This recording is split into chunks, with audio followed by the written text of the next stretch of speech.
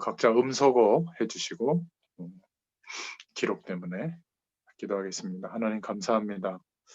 하나님께서 2021년도에도 주의 말씀과 언약으로 시공간을 초월하는 하나님의 능력 속에 올 한 해를 인도하실 것을 약속해 주셨습니다. 그 믿음으로 각자의 처한 현장에서 인도받고 있습니다. 그 모든 말씀의 방향이 우리에게 실제가 되도록 원색적인 복음이 체험되고 누려지는 한 해가 되도록 인도하여 주옵소서. 이곳에서 은혜를 나누지만 우리와 관계된 모든 곳에 지금 하늘 군대를 동원하셔서 역사하는 불신앙의 세력, 저주의 배경들은 완전히 무너지는 시간 되게 하시고 하나님이 주시는 참된 은혜와 근원적인 축복이 회복되어지는 축복의 시간이 되기를 소원합니다. 함께 해주실 줄 믿사옵고 예수님의 이름으로 기도드렸습니다. 아멘. 하나님 말씀은 요한복음 14장 6절입니다.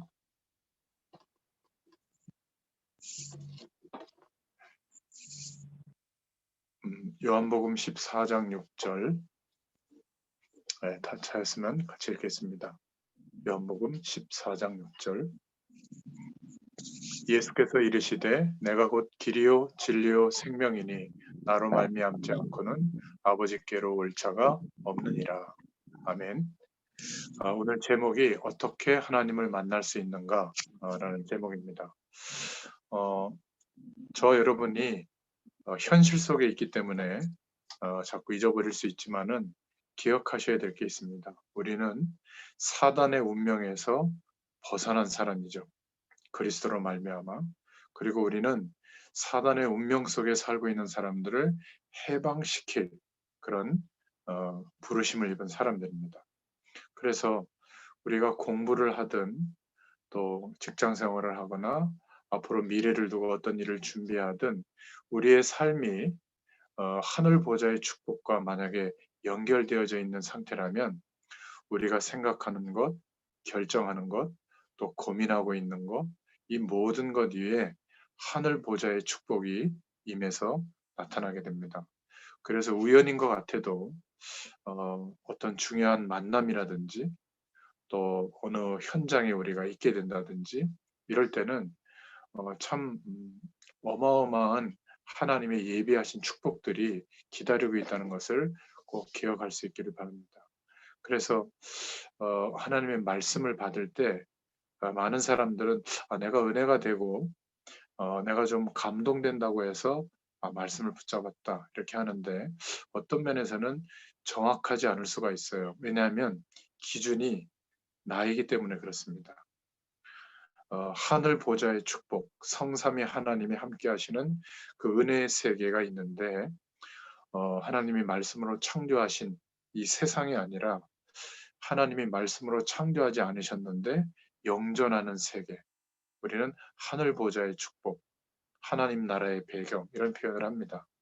또 그것을 구체적으로 개인적으로 경험했을 때 성령의 충만, 성령의 역사 이런 단어를 쓰는데요. 우리가 정말 하늘 보좌의 축복과 우리가 연결되어지는 그런 은혜를 누리고 있으면 그때 깨닫게 해주시는 말씀은 좀 다른 차원이 됩니다. 대부분의 사람들은 내 어려운 현실을 두고 하나님의 말씀을 재료로 삼아서 그 어려운 현실과 내가 이루려고 하는 꿈을 하나님의 능력으로 이루는 그것을 주로 응답이라고 생각하는데요. 조금 생각할 수 있는 힘이 있는 사람들은 불신자들도 굳이 하나님이 그렇게 도와주는 그래서 응답이 왔다고 하는 그 내용을 열심히 살거나 대단한 부모의 배경이 있거나 특별한 어떤 시간적 타이밍이 맞아서 다른 사람보다 중요한 것을 먼저 시작했을 때 오는 많은 기회들을 갖게 돼서 성공하고 또 어려움들을 극복해내고 또 많은 사람들도 이렇게 혜택을 주는 그런 인생도 있습니다. 그럼 그들에게 굳이 그리스도가 필요하지 않겠죠. 예수 그리스도를 믿게 하시고 하나님이 우리와 함께 하시는 그 은혜, 하늘 보좌의 축복과 우리의 인생이 만나지는 것을 하나님은 우리에게 원하셔요. 그래서 모세의 인생을 80년을 허비시키는 것보다 하늘 보좌의 축복과 모세의 인생이 만나지는 그 은혜가 더 크기 때문에 우리 입장에서 볼 때는 80년의 시간은 엄청난 시간이고 어, 그 광야에서 40년의 시간은 굉장히 큰 고통이라고 생각할 수 있지만은 하나님 편에서는 하나님이 함께 하시는 성삼위 하나님의 축복과 우리의 인생이 만나지고 체험되고 누려지는 그것은 그 모든 것을 견주어 봤을 때 아무것도 아닌 것 같은 그런 입장에 놓인다는 거죠. 그래서 우리는 가끔 언제쯤 좀 많은 응답 속에서 하나님께서 마음껏 쓰시는 또 하나님의 일을 우리가 마음껏 할 수 있는 그런 인생이 될까라고 고민을 하지만 사실은 그 고민이 하늘 보좌의 축복과 만나지는 그 순간부터는 바뀝니다. 하나님께서 예비해 두시고 지금도 말씀으로 언약하신 일을 이뤄 나가시는 중에 지금 내게 원하시는 게 이거구나. 지금 이 현실과 이 현장 속에서 내게 원하시는 시간표가 이것이구나. 이렇게 깨닫는 바로 이 부분이 하나님의 말씀을 정확하게 붙잡고 있는 상태라고 볼 수가 있습니다. 그래서 하나님의 말씀 속에서 하나님이 원하시는 그 뜻과 계획을 발견할 때 그 말씀이 나의 인생과 연관이 되죠. 이제 관계가 있게 됩니다. 목사님의 말씀, 집회에서 주신 말씀, 또 뭐 기록되어져 있는 말씀, 그 객관적으로 이렇게 나와 떨어져 있는 말씀이라면 뭐 감동받기도 하고 은혜 받는다고 하지만 구체적으로 행동하거나 그 말씀의 방향에 내가 순종해서 나아가거나 믿음의 행진을 해 나가기는 좀 어렵죠. 그러다 보니까 현실 삶에 자기 인생의 틀에서 여전히 묶여서 살게 됩니다. 그래서 하나님이 원하시는 사람은 누구냐면 나 중심에서 빠져나온 사람을 찾으세요. 대부분의 사람이 행동하거나 말하거나 어떤 이유와 계획과 목표를 삼을 때 전부 중심이 나 중심입니다. 그러니까 여기에서 빠져나올 수 있는, 빠져나와 있는 사람을 하나님이 찾으시는데 좀 쉽게 설명하자면 명상은 나로부터 출발해서 세상과 시대와 세계를 보면서 그 이면에 있는 답들을 찾는 그런 어떤 길이라고 생각한다면 그 불신자들이 찾아놓은 어떤 영적인 답을 얻으려고 하는 과정 중에 찾은 답들이죠. 그런데 하나님께서 우리에게 알려주신 묵상은 나로부터 출발되는 게 아니라 성삼위 하나님의 축복, 하늘 보좌의 축복 속에서 내가 찾아지는 겁니다. 거꾸로죠. 하나님의 말씀과 성령의 역사하심 속에서 내가 조명되어지고 오늘 나의 삶이 비춰지고 내가 지금 겪고 있는 현실과 어려움에 대해서 연결되어져서 깨닫는 은혜가 오는 겁니다. 그러니까 내가 기준이 아니라 하나님 중심의 사람이 된 것이 가장 큰 응답이에요. 하나님이 안 계신 것처럼 우리가 고민할 때도 있지만 하나님은 성령으로 우리와 함께 하시기 때문에 우리의 있어야 할 것, 또 우리가 원하는 것, 우리가 겪고 있는 현실을 아시고 계십니다. 그래서 우리의 모든 삶을 인도하시는 방향은 하나님 중심의 사람이 되도록 하나님은 인도해 주세요. 그래서 어느 날 좀 하나님을 향해서 집중하고 싶어도 잘 안 됐을 때 좀 마음을 좀 평안하게 가지고 좀 눈을 감고 호흡을 좀 길게 하면서 편안한 상태가 됐을 때 하나님의 말씀과 주의 은혜에 좀 집중해 보면 그런 시간과 은혜들이 합쳐져서 절대적인 은혜가 임하게 되고 이제 알게 됩니다. 영적인 세계와 하나님이 함께 하시는 축복을 경험하게 되죠. 그러면 나 중심의 삶에서 하나님 중심의 사람으로 바뀌게 됩니다. 그러면 참 신기하게도요. 우리가 무인도에 살지 않는 한 세상 속에서 살고 있기 때문에 하나님이 숨겨두신 사람을 그때부터 붙이십니다. 참 이게 놀라운 역사예요. 그리고 일 중심으로 우리가 살고 세상에서 바벨탑을 쌓고 성공하는 중심에서 이제 벗어나서, 이 벗어난다는 말은 불교 이론처럼 세상과 담을 딱 쌓고 성경만 보고 막 기도만 하고 교회 속에 들어가서 월화수목금토일 막 모임만 하고 이게 아니라 똑같이 현실을 살죠. 공부하고 일하고 어려움을 극복하고 사는데, 이제는 일 중심이 아니라 그 모든 삶의 방향이 하나님의 일을 중심으로 하게 돼 있어요. 제 예를 든다면 저는 목회자고, 대다수의 목회자는 목회의 꿈을 꿉니다. 그래서 어, 교회를 개척하고 또 좋은 하나님의 사람들을 전도해서 함께 찾아서 함께 교회 구성체를 이루고, 또 그 교회가 부흥되고 발전해서 많은 사명자들과 제자들과 같이 전도와 선교의 큰 사역을 할 수 있도록 그렇게 꿈을 꾸고 있어요. 선한 동기죠. 그래서 어떤 목회자들도 목회라고 하는 방향을 두고 사람을 만나지, 하나님의 계획을 두고 사람을 만나보고 목회를 생각하는 것은 거의 없어요. 그러니까 전 세계 현장을 내다보면 교회가 아무리 크건 작건 간에, 큰 교회든 작은 교회든 언제든지 재정이 부족해요. 사례비 다 내보내고 그 교회에 주신 비전을 따라 하나님의 일을 다 감당하고 나면 재정은 늘 부족하죠. 그래서 전도 현장과 선교 현장에 보면 항상 다른 종교 단체나 이단의 세력들보다 현장에서는 밀릴 수 없는데 하나님이 안 계신 것처럼 밀리는 현실을 보게 되죠. 그리고 더 아이러니한 것은 교회가 이렇게 많아졌는데도 불구하고 예수님이 그리스도시라고 하는 이 복음이 전달이 안 되고 있는 현장이 너무나 많습니다. 한 번도 안 된 현장이 5천 미 전도 종족을 넘고요. 또 237 나라 현장 안에도 교회는 있지만 복음의 가장 중요한 기준들이 제시가 안 되고 있기 때문에 교회가 거의 세속주의가 됐죠.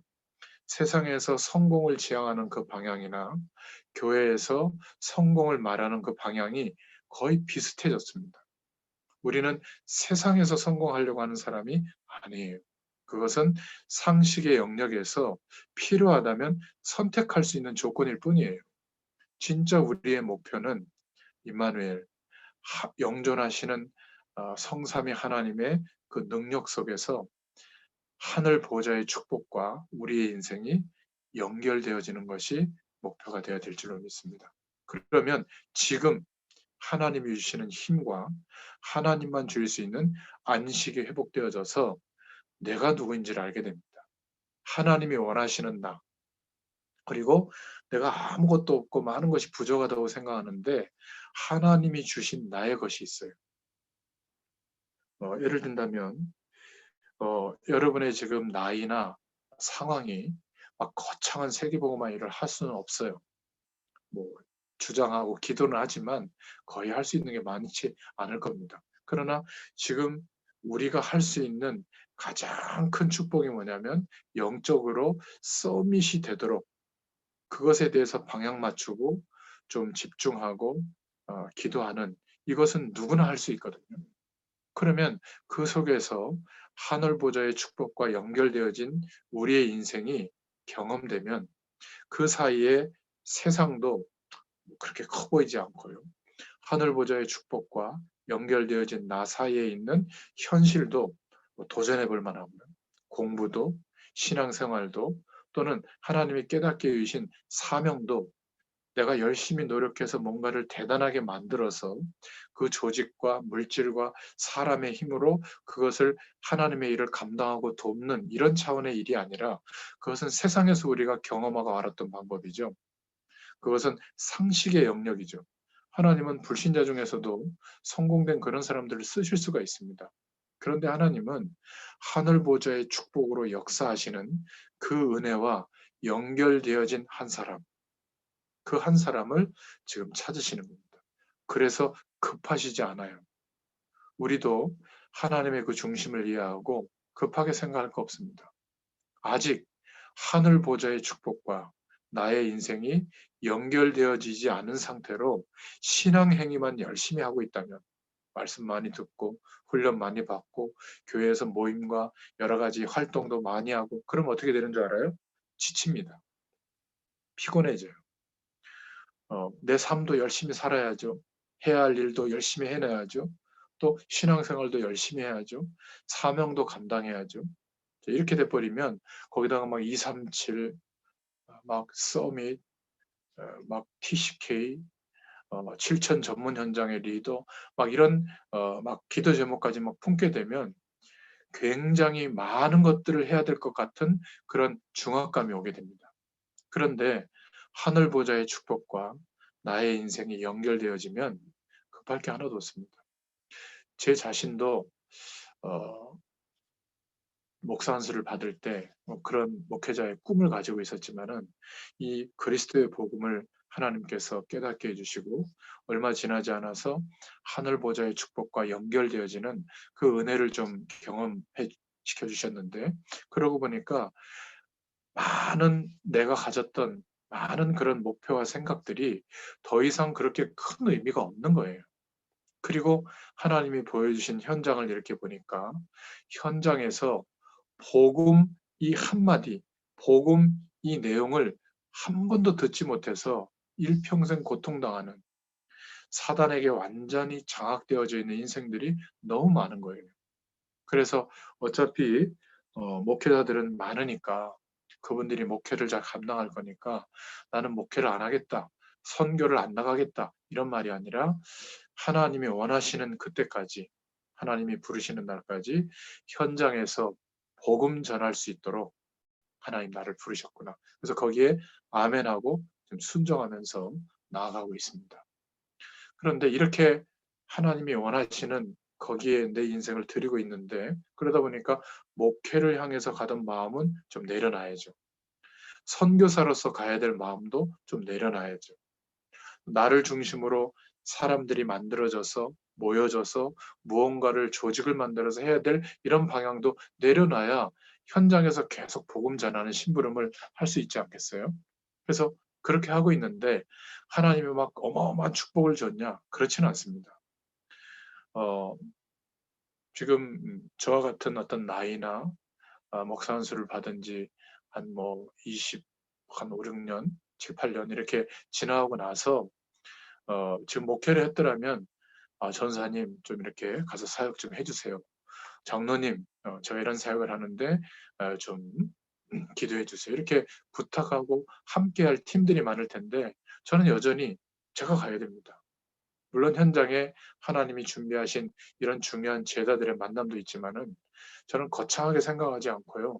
제가 해야 될 일은 산업인들을 일으켜서 돈을 많이 벌게 하거나 또 많은 어떤 보여지는 일들을 많이 하는 것이 아니라 현장에서 이 복음을 심부름하겠다 이렇게 마음을 주셨거든요. 그러다 보니까 현장에서 정말 237 나라와 5천 미 전도 중독을 복음화할 수 있는 하나님이 준비하신 그 계획을 보게 된 겁니다. 그래서 저와 같은 목회자들이 우리나라와 전 세계에 있을 텐데 그런 목회자들을 찾아서 함께 연대하는 모임을 세워야 되겠다. 두 번째는 지금 몰몬교 같은 경우는 선교 자금이 펀드금이 100조나 모여 있습니다. 근데 우리는 한 교회 중심으로만 사역을 하다 보니까 대부분 그 교회를 중심으로 헌금이 모아져서 쓰고 항상 모자라요. 그러니까 실제로 현장을 정복해 나가는 데는 항상 우선순위가 10년, 20년, 30년 계속 밀리고 있죠. 이래서는 안 되겠다. 그래서 산업인과 전문인들 속에 전도 제자들을 일으켜서 그들이 자기의 산업을 가지고 응답받아서 섬기는 교회와 본인의 사업과 자기의 인생을 살고 전문성이 있으니까 거기에서 선교적 기업을 분사해서 그 기업을 중심으로는 공익재단을 만들고 자기와 같은 분야의 산업인들을 찾아서 10명 정도가 함께 공익재단을 이루고 그것은 공적인 일에 하나님의 일에 쓸 수 있도록 기업이 없어지는 게 아니라 산업활동으로 매년 모아진 그 기금들이 이제 뭐 NGO라든지 단체들을 활용해서 선교 현장에 큰 일들을 해나갈 수 있는 이런 공익재단들의 연대 모임을 세워야 되겠다. 이런 기도 제목을 주셨고요. 근데 실제로 그 배경 속에서 선교의 구체적인 일을 할 사람들은 결국은 각 나라의 언어와 문화와 그들에게 영향을 줄 수 있는 사람이 아니고는 사실은 어렵죠. 물론 손가락 전도지 통역을 세워서도 할 수 있지만 그것은 제한적입니다. 이미 하나님은 5천 미 전도 종족을 살릴 수 있는 리더들을 다 준비해 놓으셨고 이미 하나님이 숨겨두시고 하나님의 사람으로 세워질 시간을 기다리게 해놓고 계시는 것 같아요. 그래서 그 미전도 종족들과 각 나라의 리더들을 준비해 놨는데 이들과 소통하면서 이들을 통해서 구체적으로 전도와 선교의 운동을 일으킬 수 있는 TCK가 일어나야 다문화권을 이해하고 그들에게 답을 줄 수 있는 엘리트들이 일어나야 그 TCK는 많은 숫자가 아니겠죠. 결국 이 TCK를 중심으로 각 전문 분야의 각 나라의 리더들이 연합하는 연대 모임들이 일어났을 때 본격적인 하나님의 축복의 역사가 저는 시작된다고 기도 제목을 붙여봤습니다. 그리고 개인적으로 237 나라에 치유할 수 있는 하나님을 드러내고 하나님의 능력을 경험할 수 있는 문화가 없거든요. 그 문화를 일으킬 수 있는 7천 문화재단, 237 문화재단을 일으켜야 되겠다. 이게 제 기도 제목인데 이것을 어떻게 해야 되겠다 저는 계획을 내려놨어요. 왜냐하면 이것은 제가 할 수도 없고 하나님이 주신 기도 제목이기 때문에 하나님이 하실 것은 전 믿어요. 그러면 제가 할 일은 너무나 단순하게 한 가지밖에 안 남더라고요. 현장에서 복음 전하자. 현장에서 찾아진 그 사명자들에게 하늘 보좌의 축복과 우리의 인생이 연결되어지도록 돕는 그 일을 하나님이 제게 부탁하셨구나. 그래서 지금 말씀 운동을 생을 걸고 한다기보다도 밥을 먹어도 쉬어도 또 여러 가지 많은 것들을 생각하고 봐도 그쪽으로 하나님은 하나님의 일 중심으로 나의 하루, 나의 한 달, 나의 1년, 평생을 하나님이 인도해 주시고 있습니다. 그래서 매일 하나님을 만나는 축복, 하늘 보좌의 축복과 나의 인생이 연결되어지는 그 은혜를 누리고 있습니다. 여러분들은 어떻게 하나님을 만나고 경험하고 있습니까? 대부분 하나님을 만난다고 하면 대면에서 만나거나 만져볼 수 있거나 우리 눈으로 보거나 느낄 수 있는 그것을 많이 생각을 합니다. 그러니까 신앙생활을 해도 화려하고 큰 어떤 교회당 그리고 많은 성도들이 모이고 찬양을 하더라도 랩런트 집회나 이럴 때 보면 어마어마한 찬양 팀들이 나와서 어마어마한 사운드와 조명 속에서 많은 숫자가 함께 찬양할 때 일어나는 어마어마한 영적 분위기가 있거든요. 근데 혼자 할 때나 해외에서 10명 미만, 수명 미만의 교회에서 뭐 음악성도 별로 이렇게 받쳐지지 않는 그 배경 속에서 찬양할 때에도 동일한 찬양의 은혜가 오느냐? 아마 안 올 겁니다. 그래서 대부분 큰 교회로 사람들이 모이거든요. 왜 그러냐면 나쁜 것은 아니지만 눈에 보이는 것을 따라 신앙생활하는 경향이 굉장히 많습니다. 그런데 하나님을 어떻게 만날 수 있냐면 하나님은 영이십니다. 본론이죠. 그래서 예배할 때마다 하나님은 영이시니 예배하는 자가 신령과 진정으로 예배할지니라 이렇게 말씀하고 있습니다. 이게 왜 중요하냐면 하나님은 눈에 보이지 않는 존재다. 눈에 보이는 존재가 아니다. 그 말이에요. 눈에 보이는 그것은 가짜입니다. 그러니까 사람들은 자꾸 눈에 보이고 대단하게 형성되어지는 그거를 보고 하나님을 경험하려고 하거든요. 물론 그럴 수 있습니다. 그러나 그걸 보고 점점 마음을 담으면 그게 우상이 되는 거예요. 여러분 해외에 가보면 유럽 같은 데 가보면 미국에도 그런 데가 있을 겁니다. 큰 교회들이 성도들이 없고 유지가 안 돼서 팔려나가서 펍이 되는 데가 되게 많죠. 뭐 술집도 되고 뭐 돔 형식으로 되어 있는 큰 교회 같은 데는 막 춤추는 그런 공간이 되기도 하고 말이죠. 또 연주의 공간으로 바뀌기도 하고 그런 데도 많습니다. 그러니까 예배당이라고 하는 것, 또 우리 세대, 다음 세대, 그 다음 세대가 될 때까지 계속 교회가 유지되는 교회가 그렇게 많지 않습니다. 초대교회가 형성되어져서 그 초대교회 성도들과 전도자들이 전도했던 각 도시마다 세워졌던 뭐 안디옥 교회, 에베소 교회, 로마 교회, 빌립보 교회 이런 교회들이 지금 남아 있지 않죠.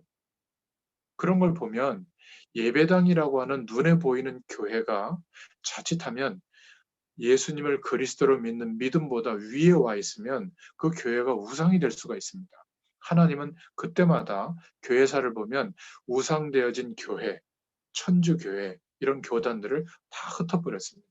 그리고 프로테스탄트, 새롭게 하나님의 말씀을 기준으로 삼는 교회들을 하나님이 일으켜서 지금까지 땅끝까지 복음이 증거하도록 하나님께서 역사해 주셨죠. 그래서 우리가 지금 신앙생활을 하고 있는 교회의 배경이 프로테스탄트, 종교개혁이 일어나서 새로운 교회를 하나님이 일으키셨는데, 그래서 우리는 어, 뭐 개혁교회라고도 하기도 하고요. 개신교회라고 하기도 하고 그렇게 이야기를 합니다. 아무튼 우리는 자꾸 눈에 보이는 우리가 느낄 수 있고 만질 수 있고 볼 수 있는 그것을 하나님처럼 생각하고 따라가는 경향이 있다면 우상화될 가능성이 많습니다. 제가 예전에 이름을 거론해서 미안하지만 휴스톤에 있었던 거예요. 조엘 오스틴 목사님 교회 가봤는데 어마어마해요. 은혜 분위기도 좋고 시설도 어마어마하고 목사님은 얼마나 막 홀리하게 생겼는지 그리고 메시지도 얼마나 훌륭하신지 그러니까 대부분의 성도들이 목사님의 말씀을 붙잡고 응답받는 겁니다. 거기서 제가 느낀 게 위험하다고 느낀 게 뭐냐면 목사님과 목사님의 말씀이 중보자 되시는 그리스도의 자리에 올라가 있는 거예요. 그러니까 우리가 목회자의 설교를 듣고 예배당을 중심으로 신앙생활을 하지만 중요한 것은 그 신앙 행위를 통해서 중보자 되신 그리스도의 기준, 그 그리스도의 고백이 가장 중요하게 우리에게 자리 잡아야 되거든요. 근데 그것을 놓쳐버리면 어떻게 되냐면 우상이 돼버립니다. 그러니까 중보자 되신 그리스도를 바라보지 않는데도 응답을 받는 거예요. 뭐 영적 현상의 경험이 되니까. 그래서 그것을 소중하게 생각하고 막 유일한 것처럼 생각하고 거기에 기준을 삼아버리면 이제 다른 목사님들의 메시지, 다른 교회 굉장히 무시하는 경향이 생기고 복음이 없다라고 생각하고 성도들끼리도 나는 복음 속에 있는데 저 사람은 복음이 아니야 이렇게 판단하는 바리새인들과 같은 그런 모습의 신앙이 될 수도 있습니다. 그래서 하나님은 영이시다. 기억하셔야 됩니다. 눈에 보이는 존재가 아니다. 눈에 보이는 것에 갇혀 있는 분이 아니시다. 사람들은 완전히 가짜인데 그것을 진짜인 것처럼 신뢰하다가 사람을 그 자리에 놓고 신뢰하다가 그 사람의 약점이나 실수하는 것을 보면 시험 들죠. 교회가 그렇게 굉장히 좋다고 생각했는데 그 안에도 사람들이 모여서 움직여지는 집단이다 보니까 교회 안에 여러 가지 비리가 있을 수도 있고요. 여러 가지 문제가 있을 수도 있습니다. 근데 상처받아 버리는 거죠. 왜냐하면 그것들을 보이는 것들을 기준 삼으니까. 우리가 우리의 교회를 만들어가고 소중하게 생각하고 또 하나님이 역사하시는 굉장히 중요한 어떤 공동체라고 여기는 것은 소중한 신앙의 유산이지만 그 모든 내용의 방향이 그리스도를 향할 수 있어야 돼요. 그래야 상관받지 않게 되는 겁니다. 좋아도 안 좋아도 우리의 신앙이 그리스도를 향해 있기 때문에 흔들릴 수가 없는 거죠. 그래서 사람들이 자꾸 보이는 것을 따라 거기에 진리가 갇혀 있는 것처럼 하나님이 거기 계신 것처럼 거기에만 있는 것처럼 받드는 현상이 일어나는데 그게 가장 세련되게 만들어진 집단이 종교입니다. 그래서 종교는 훌륭하고 대단하지만 하나님의 영, 하나님의 임재하심, 하늘 보좌의 축복을 누리기가 어려울 수도 있어요. 교회도 커지면 종교화되어지면 그렇게 될 가능성이 많습니다. 그래서 많은 사람들이 하나님을 보고 싶다고 하는데 그거는 조금 이상한 신앙이라는 것을 우리가 이제 알 수 있죠. 보이는 존재가 아닙니다. 하나님은 영이시기 때문에 기억하셔야 돼요. 시공간에 제한받지 않습니다. 눈에 보이면 시공간에 제한받는 거잖아요. 그게 무슨 하나님이고 진리겠어요? 그래서 하나님은 무소부재하시다. 안 계신 곳이 없다. 무소부재하시다. 모르시는 것이 없다. 영이시니까. 그리고 무소불능하시다. 못하실 게 없다. 이게 하나님이에요. 우리는 마치 하나님이 없는 것처럼 막 부르짖고 막 땡깡 부리고 막 이렇게 기도하는 것만 기도라고 생각하는데, 어떨 때는 영적으로 약해지고 정말 어려울 때는 부르짖고 집중으로 기도할 때가 필요하죠. 하나님이 은혜를 주십니다. 그러나 우리가 매일매일 삶 속에서 그렇게 할 수 없잖아요. 하나님을 향하여 집중할 수 있는 답을 가지면 뭘 알게 되죠? 아, 하나님이 나와 함께 하시는 게 경험됩니다. 그리고 눈에 보이지 않지만 하나님이 통치하시는 영존하는 세계와 우리의 인생이 만나게 됩니다. 그러면 어떻게 되죠? 지금 내가 겪고 있는 답답함과 현실을 하나님은 알고 계신다는 그런 믿음이 옵니다. 그렇다면 하나님이 이 현실 속에서, 이 답답함 속에서 앞으로 많은 것들을 해야 될 이 복잡한 시간을 앞두고 있는 나의 인생 속에서 하나님이 진짜 원하시는 게 뭘까? 이걸 이제 알게 됩니다. 내가 성공하려고 했는데 재산이 100조쯤 있다. 100조. 그러면 막 성공하려고 그렇게 발버둥 치지 않을 겁니다. 전에 참 성공한 분이 그런 얘기를 했죠. 목사님, 그런 비유는 안 맞습니다. 100조를 갖고 있는 사람은 100조를 버는 길을 알기 때문에 200조를 벌기 위해서 또 일을 벌린다는 거죠. 세속적인 비유를 해서 미안합니다. 하나님의 근원적인 축복과 우리의 인생이 만나면 막 열심히 해서 성공해야 되고 막 응답 받아야 되고 노력해야 되고 막 이루어야 되고 이런 막 이렇게 뭐라 그럴까 갈급함이 없어져요. 그렇게 안 해도 됩니다. 또 그렇게 해야 될 이유도 없고요. 이미 근원적으로 절대적 만족과 안식이 와 있기 때문에, 하나님이 함께 하시는 은혜 속에 있기 때문에 사라집니다. 그때부터 진짜 이유가 생기는 거죠. 그렇다면 나는 왜 공부하는가? 그렇다면 나는 오늘 왜 출근하는가? 나는 오늘 왜 일을 하는가? 그렇다면 지금 우리 가정과 내 현실을 두고 하나님이 원하시는 것은 무엇일까? 성령의 음성을 따라 하나님이 원하시는 것이 보이기 시작합니다. 그래서 눈에 보이는 것을 따라 신앙생활하는 사람들은 굉장히 열심히 하는 것 같지만 궁극적으로 보면 믿음이 잘 없는 것 같아요. 눈에 보이는 대단한 분위기 속에만 자꾸 있으려고 하는 거예요. 내 주변이 어려움에 둘러싸여 있고 힘든 상황이 계속될 때, 그때도 동일하게 이 영적인 은혜와 축복이 유지되면서 현장을 변화시켜 나갈 수 있는 복음의 능력이 있어야 될 줄로 믿습니다. 그래서 그 시작은 절대 어렵지 않아요. 하루에 한 번만이라도, 한 몇 번만이라도 편안한 심령의 상태를 만들고 눈을 조용히 감고 호흡을 길게 몇 번 해보면 편안해집니다. 그때 말씀을 통해서 묵상해 보세요. 하나님의 임재하심과 하늘 보좌의 축복과 연결되어지면서 우리의 삶이 조명될 줄로 믿습니다. 자, 이 영이신 하나님을 만나야 되는데 두 번째 문제가 뭐냐면, 인간은 육신을 가지고 태어났기 때문에, 죄와 한 몸이 되어져서 육을 가지고 태어났기 때문에 영이신 하나님을 볼 수도 없고 만날 수도 없는 겁니다. 근데 아이러니한 것은 육신을 가지고 태어났지만 영적 존재로 하나님이 창조해 주셨기 때문에 반드시 하나님을 만나야 되는 거예요. 하나님은 스스로 계시는 분이기 때문에 우리와 같은 영적인 갈급함이 없으세요. 근데 우리는 아무리 사회적인 조건과 일에 대한 성공과 행복의 기준을 많이 갖췄더라도 영적 존재로 하나님이 창조했기 때문에 궁극적인 진리의 주체자이신 하나님을 만나지 못하면, 하나님과 함께하는 그 축복을 경험하지 못하면 갈급해지게 돼 있어요. 영적으로 어마어마한 문제가 덮치게 돼 있습니다. 안 채워지는 문제가 덮치는 겁니다. 아무리 가져도 아무리 노력해도 안식이 안 와요. 인간에게만 있는 고통이거든요. 반려동물은 그런 고통이 없습니다. 본능적인 어려움이지. 여러분이 배고프다, 피곤하다, 쉬고 싶다, 뭐 맛있는 거 먹고 싶다, 뭐 어디 여행 가고 싶다, 이건 본능입니다. 그러나 인간이기 때문에 가지는 영적인 어려움들이 있는 거거든요. 만족이 안 되는 겁니다. 그리고 늘 두려운 거예요. 늘 불안하고, 늘 외롭고, 막 늘 열등감에 사로잡히고, 더 많은 것을 가고 싶은데 현실은 안 되니까 답답하고, 근데 거기에 사단의 귀신의 영들을 동원해 가지고 내 마음과 생각을 탁 부여잡으면 어떻게 되는 줄 알아요? 시달립니다. 완전히 묶여서 자기 인생의 틀에 매여서 살게 되는 거죠. 그런 사람과 함께 살면 어떻게 되겠어요? 여러분들부터 해방되고 치유될 수 있기를 바랍니다. 하나님 중심의 사람이 된 것이 치유된 거예요.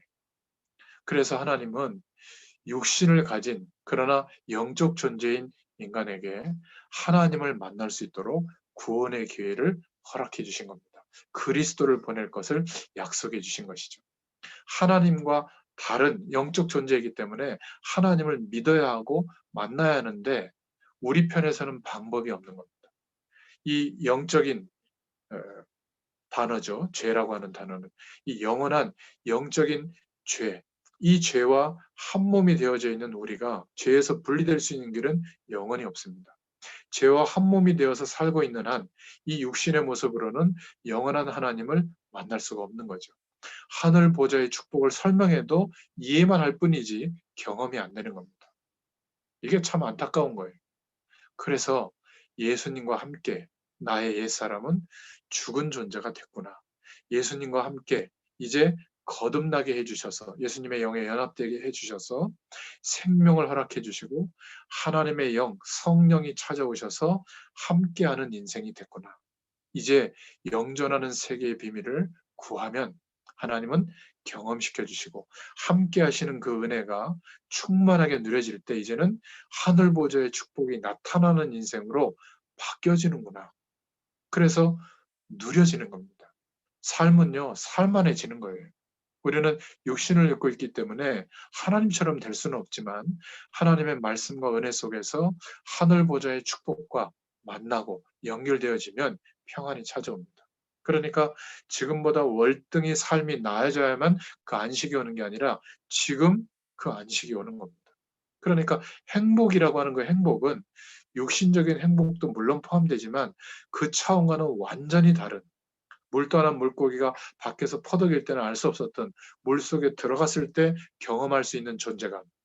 우리가 하나님을 떠나서 살던 그 모든 삶으로는 이해할 수 없었던 하나님을 만날 때 하늘 보좌의 축복과 연결되어질 때 주시는 그 은혜와 축복은요. 이루 형언할 수가 없습니다. 그래서 우리의 영혼이 육신 속에 있을 때 그때만 내 영혼이 육신 속에 있을 때만 구원받을 기회가 주어지는 거죠. 영혼에 대한 안타까움이 생기는 사람이 전도자예요. 그래서 우리의 모든 삶과 일을 하나님의 일을 중심으로 할 수밖에 없는 거죠. 이 영혼이 육신을 떠나는 걸 보고 죽음이라고 하는 겁니다. 사실 죽음이 정확히 말하면 죽음이 아니죠. 영원한 내세, 천국과 지옥 배경이 기다리고 있으니까. 자, 그러면 어떻게 하나님을 만납니까? 그 길이 어디에 있습니까? 영이신 하나님께서 우리를 구원하시기 위해서 인간의 몸을 입고 이 땅에 오시는 방법 외에는 길이 없는 겁니다. 왜냐하면 육신이 되어져 있는 죄와 한 몸이 되어져 있는 우리의 노력과 우리의 최선으로는 생명을 다시 회복시킬 수가 없기 때문에 죄의 저주에서 영원히 해방될 길이 없기 때문에 사단의 배경 속에서 벗어날 길이 없기 때문에 그래서 하나님이 성자 예수님으로 이 땅에 오신 거죠. 영이신 하나님이 성육신 해주신 겁니다. 사람의 몸을 입고 이 땅에 오신 거죠. 창세기 3장 15절에 성경은 처음부터 약속했습니다. 여인의 후손으로 오겠다. 이 말은 창세기 3장 사건 이후에 하나님을 떠난 우리와 같은 인간이 아닌 그 말이에요. 원죄에 속한 죄와 한 몸이 되어서 출생하는 그분이 아니라는 말이죠. 그래서 그 예수님은 죄가 없으시고 그 영은 하나님이신 겁니다. 고린도전서 15장 45절에 보면 첫사람 아담은 생명이 되었다 함과 같으니 마지막 아담은 생명 주는 영이 되었나니 이렇게 말씀하고 있죠. 마지막 아담은 예수님을 말하죠. 살려주는 영, 생명 주는 영, 그 하나님의 영을 가지신 분입니다. 바로 그분이 예수 그리스도시죠. 우리가 모르고 신앙 고백하지만 마귀가 벌벌 떠는 신앙 고백이 뭐냐면 예배 때마다 하죠. 성령으로 잉태하사 동정녀 마리아에게 나시고. 이 말은 무서운 말이에요. 마귀에게는. 귀신의 세력들에게는. 그러니까 예수 그리스도에 대해서 정확히 알고 하는 신앙 고백의 내용이란 말이죠. 주문처럼 외우는 게 아니라. 그래서 사단의 세력은 벌벌 떠는 겁니다. 어떻게 동정녀에게서 예수님이 날 수 있는가? 성령으로 역사하셔서 그렇죠. 왜 그렇죠? 사람, 곧 남자의 후손, 사람의 아들은 하나님이 될 수가 없고, 또 죄 속에 있기 때문에 누군가를 위해서 죽어도 그 죽음은 아무 의미가 없는 겁니다. 그냥 뭐 의인의 죽음 정도겠죠. 그래서 세상에는 다른 사람을 위해서 일생을 바친 사람들을 막 기념비를 세워서 막 기념하고도 하는데, 그 사람의 영혼을 구원할 수 있는 죽음은 되지 못하는 겁니다. 그래서 하나님이 우리를 구원하시기 위해서, 우리가 하나님께로 갈 수 없으니까 하나님이 성육신으로 사람의 몸을 입고 오셔서 우리를 건져주시기 위해서 오신 그분이 바로 예수님이시고, 그분이 하신 일이 그리스도의 일을 하신 겁니다. 그래서 예수님은 신성과 인성을 함께 가지신 분이시죠. 신성과 인성을 같이 가지고 있는 분이라야 구원자가 될 수 있는 겁니다. 예수님은 그 시대에 하나님의 뜻을 나타내는 선지자고, 나는 이 시대에 나를 통해서 하나님의 뜻이 계시된다 이렇게 말하는 교주들, 이렇게 말하는 특별한 어떤 사역자들이 있다면 그것은 전부 속이는 이야기고 성경적이지 않은 거예요. 그런 것에 현혹되지 말기를 바랍니다. 이 예수님을 그리스도로 믿고 영접할 때 하나님 만나는 길이 되죠. 그래서 베드로가 주는 그리스도시요, 그 고백도 너무 중요한데 뒤에도 중요하죠. 살아계신 하나님의 아들이십니다. 신성과 인성을 함께 가지신 참 하나님이십니다. 이 고백인 거죠. 그래서 영접한다는 말은 믿는다는 말과 같은 말이에요. 다 알고 믿는 것이 아니라 예수님께서 우리에게 약속하신 말씀, 당신이 그리스도 되어주시고 그 사실을 믿는 자에게, 믿고 영접하는 자에게 하나님의 자녀가 되는 권세를 주신다고 약속하셨기 때문에 그 말씀대로 믿는 것이죠. 그래서 믿음이 곧 영접이 되는 겁니다. 영접이 도대체 어떻게 되는 거죠? 우리는 기도로 예수님을 나의 구주로 영접했죠. 이 축복이 너무 중요한 거죠. 예수 그리스도를 영접할 때 어떤 변화가 일어납니까?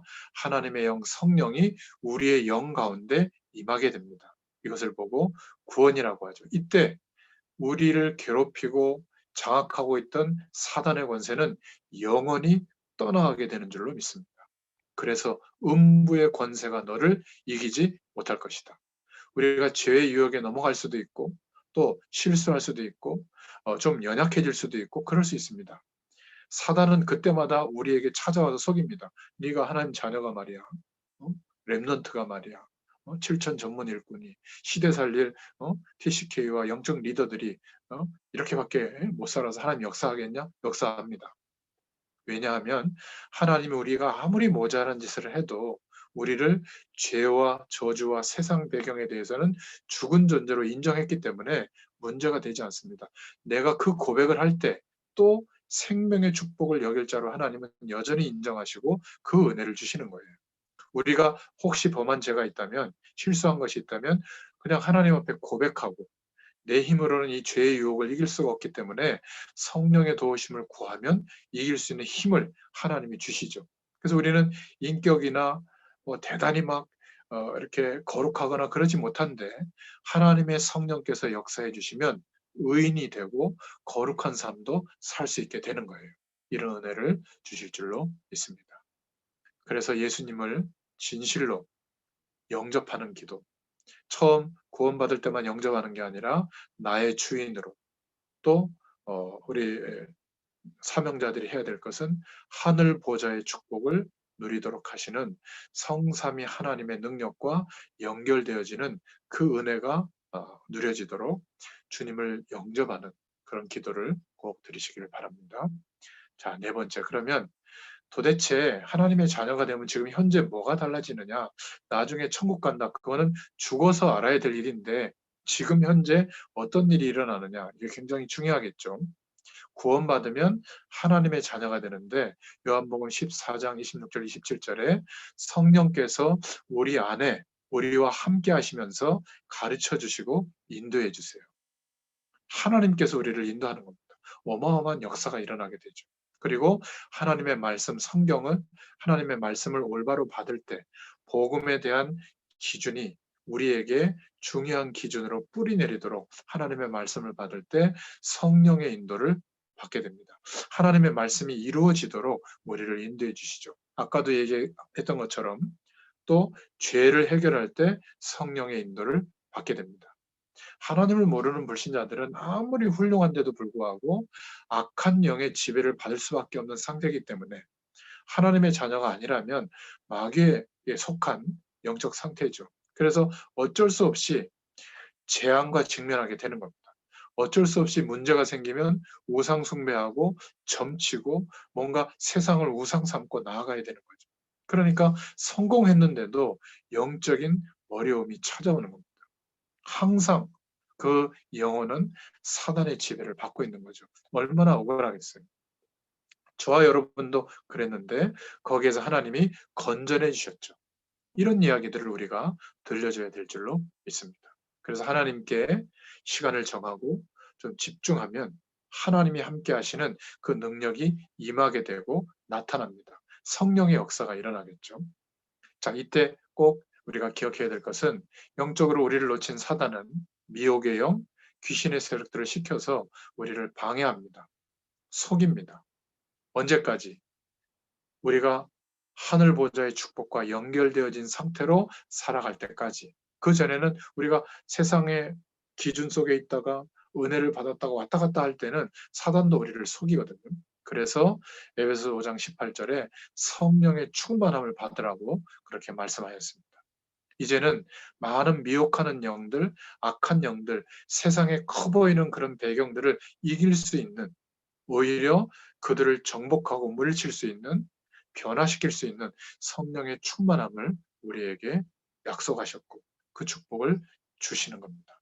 이게 하나님이 나와 함께 하시는 증거가 나타나는 거죠. 성령께서 함께 해주시고 인도해 주셔서 말씀이 개념으로만 머물러 있는 것이 아니라 나와 연관이 될 때, 하나님과 신앙 고백이 될 때 서원이 되고 약속이 되죠. 하나님께서 말씀이 성취되도록 역사해 주십니다. 또 하나님만 주실 수 있는 기도 응답을 허락해 주시고 하늘 보좌의 축복과 연결되어지는 일이 되고 하늘 보좌의 축복과 연결되어지는 사명이 되고 하늘 보좌의 축복과 연결되어지는 나의 인생, 나의 전문성이 될 때 다윗이 갖고 있었던 유일한 공부했던 것은 돌 던지는 거 하나밖에 없었어요. 돌팔매하는 거. 거기에 하늘 보좌의 축복과 연결이 되고 나니 더 많은 준비를 하지 못했다고 하더라도 장관이 되고 왕으로 나아가고 왕이 된 것보다 더 중요한 것은 그 당시에 이스라엘 전체에 그 당시 고대 근동 국가에 여호와 하나님이 살아계심을 다윗을 통해서 증명하신 겁니다. 우리의 인생이 그렇게 될 줄로 믿습니다. 그래서 성령의 충만함을 입으면 하늘 보좌의 축복과 연결되어지면 권능이 생깁니다. 하나님의 능력이 우리의 삶 가운데 나타나죠. 자, 이때 하나님이 숨겨두신 사람을 붙이십니다. 그러니까 지금 이 시간에 새벽 6시 반에 일어나가지고 한국 시간은 8시 반인데 함께 이 말씀 운동 속에 우리가 참여하고 있는 사람들이 있다. 이게 우연이겠어요? 특히 수용자매, 석원자매 같은 사람은 참 특별한 사람인 것 같아요. 뭐 개인의 능력이 특별해서가 아니라 어떻게 우리가 이렇게 연결이 돼서 함께 우리 청년들과 같이 복음을 생각하고 또 연초에 가장 중요하게 지금 나오는 메시지들을 지금 이 속에서 제가 다 설명을 하고 있는데요.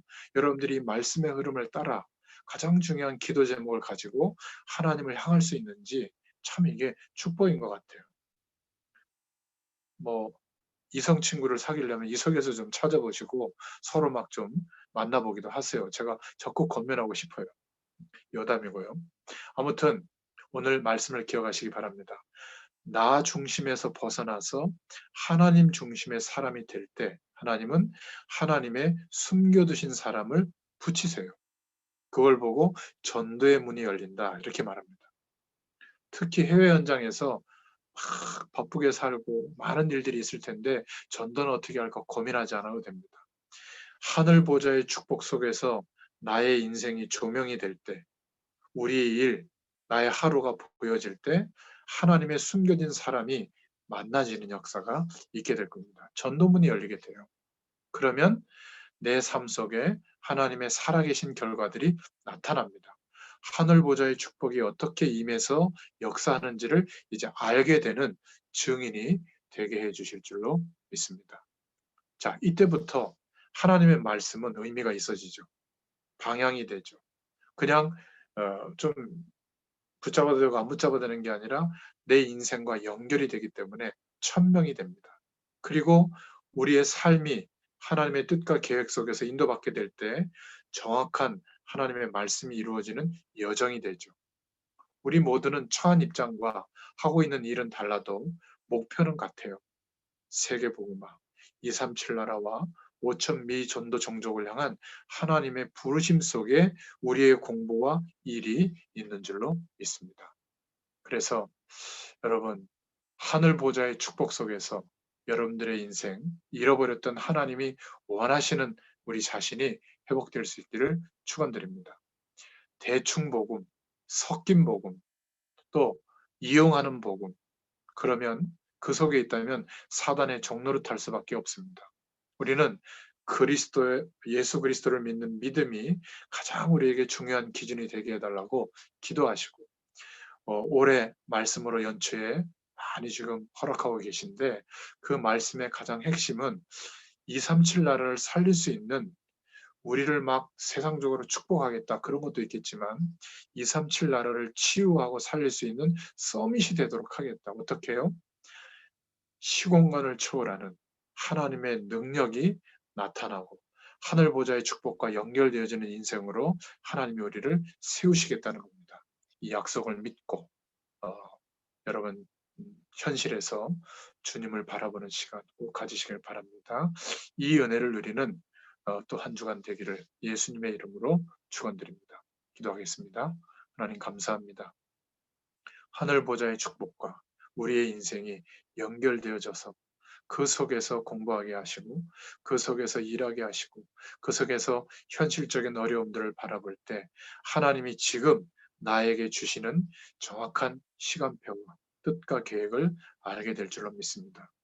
하나님이 주시는 방향을 따라 우리가 순종하고 나아갈 때 237 나라의 현장과 5천 미 전도 종족을 살릴 치유할 수 있는 응답과 만나게 되도록 역사해 주실 줄 믿습니다.